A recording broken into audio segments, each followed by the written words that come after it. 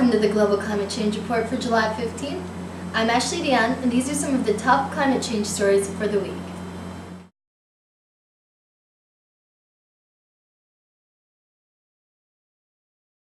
On July 9th, Reuters reported that New Jersey became the first U.S. state to mandate sharp greenhouse gas reductions by 2050 to help fight climate change. Signed by Democratic Governor Jon Corzine, the law makes New Jersey the latest state to bypass the Bush administration by setting mandatory regulations to fight emissions of gases linked to global warming.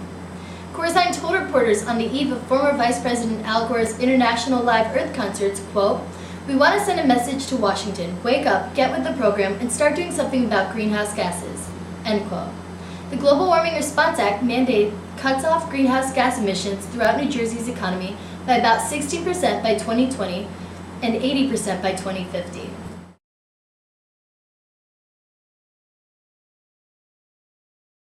On July 10th, the New York Times reported that influential senators from both parties, backed by unions and some large electrical utilities, would unveil a new global warming proposal that could form the basis of a climate change compromise that has so far eluded Congress. Sponsored by New Mexico Democrat Jeff Bingaman and Pennsylvania Republican Arlen Specter, the complex measure would put a firm limit on emissions of heat-trapping gases that are causing the warming of the planet. Like other so-called cap-and-trade schemes, it would allow companies to buy and sell the right to emit carbon dioxide. But to secure labor and corporate support, the measure also places a limit on the price industry would have to pay for such permits. To win the endorsement of Alaska's 2 Republican senators, the bill contains billions of dollars in new money to help their state cope with the effects of climate change on roads, bridges, and coastal areas.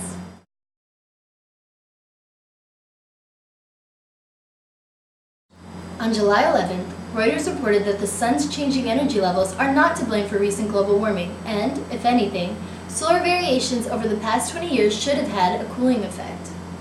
The findings by British and Swiss researchers add to a growing body of evidence that human activity, not natural causes, lie behind rising average world temperatures, which are expected to reach their second highest level this year since records began in the 1860s.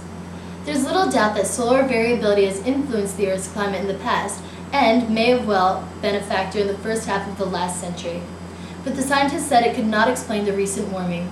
They wrote, quote, "Over the past 20 years, all the trends in the sun that could have had an influence on the Earth's climate have been in the opposite direction to that required to explain the observed rise in global mean temperatures," end quote.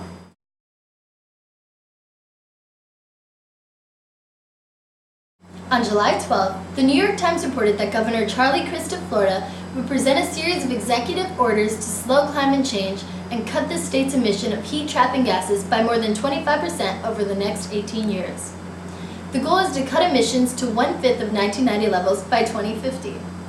One order would require state officials to find ways to cut emissions from tailpipes and smokestacks. Another would set new energy efficiency standards for state buildings and cars and require that 20% of the state's electric power eventually came from renewable sources, with a strong focus on solar and wind energy. Whether Mr. Crist, a popular Republican, can single-handedly mandate strict new controls on electric utilities and other industries remains to be seen.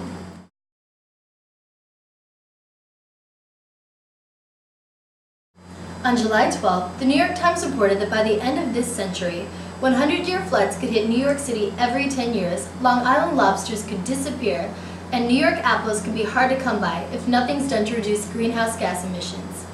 According to a report from the Union of Concerned Scientists, the Northeast can anticipate substantial and often unwelcome or dangerous changes during the rest of this century.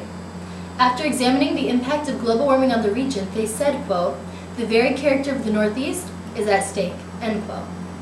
The report, which covers 9 states, is the very product of a 2-year collaboration between the Union of Concerned Scientists, an advocacy group, and a team of several dozen independent scientists and economists.